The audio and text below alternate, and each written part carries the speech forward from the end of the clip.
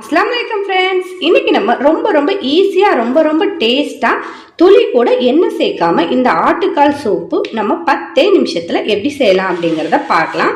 ஆட்டுக்காலை நான் 2-3 தண்ணி ஊற்றி உரசி கழுவிட்டு இது மாதிரி க்ளீன் பண்ணி எடுத்திருக்கேன்.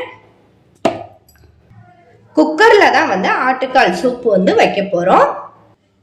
க்ளீன் பண்ணி எடுத்து வச்சிருக்க ஆட்டுக்காலை அப்படியே நம்ம குக்கரில் சேர்த்துடலாம்.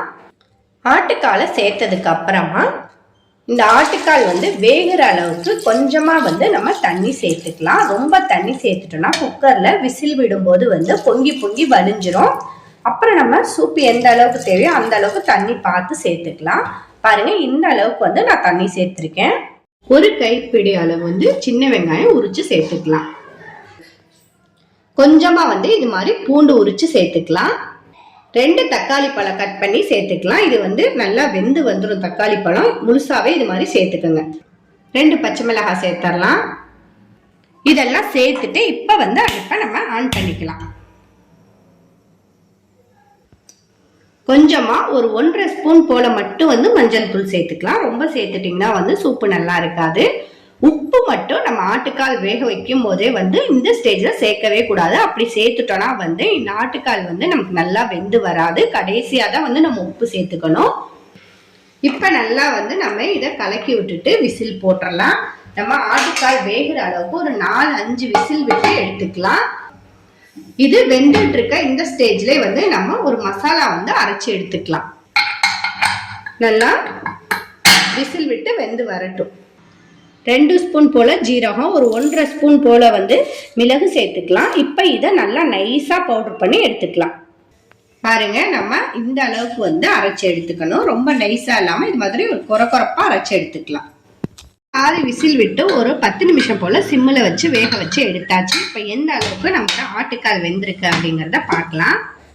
பாருங்க, இந்த அளவுக்கு நமக்கு வெந்திருக்கு. இப்ப வெந்திருக்காங்கிறத செக் பண்ணி பார்த்துடலாம்.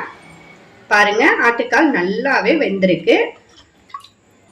பாருங்க, நம்ம இதுல கொஞ்சம் கூட எண்ணெய் சேர்க்கல. எந்த அளவுக்கு நமக்கு எண்ணெய் வந்திருக்குன்னு பாருங்க. துளி கூட எண்ணெய் சேர்க்காம இந்த சூப்பை நம்ம செஞ்சிடலாம். இப்ப அடுப்பை ஆன் பண்ணிட்டு நமக்கு சூப்பு எந்த அளவுக்கு வேணுமோ அந்த அளவுக்கு தண்ணி பார்த்து சேர்த்துக்கலாம். இப்ப லாஸ்டா தான் நம்ம உப்பு சேர்க்கிறோம். தேவையான அளவு உப்பு சேர்த்தரலாம். இப்ப நல்லா கொதிக்க விட்டுறலாம். நம்ம ஃபர்ஸ்டே உப்பை சேர்த்து நம்ம வேக வச்சோம்னா நமக்கு சீக்கிரமா இந்த அளவுக்கு ஆட்டுக்கால் வெந்து கிடைக்காது. அதனாலதான் லாஸ்டா உப்பை சேர்த்துக்கிறோம். இது நல்லா கொதிச்சு வரட்டும். இப்ப சூப்பு நல்லா கொதிக்க ஆரம்பிச்சிருச்சு. இந்த ஸ்டேஜ்ல நம்ம அரைச்சி எடுத்து வச்சிருக்க இந்த மசாலா 2 ஸ்பூன் போல இதுல சேர்த்துக்கலாம். ஒரு 5 நிமிஷம் போல கொதிக்க வச்சுட்டு இப்ப அடுப்பை ஆஃப் பண்ணிடலாம்.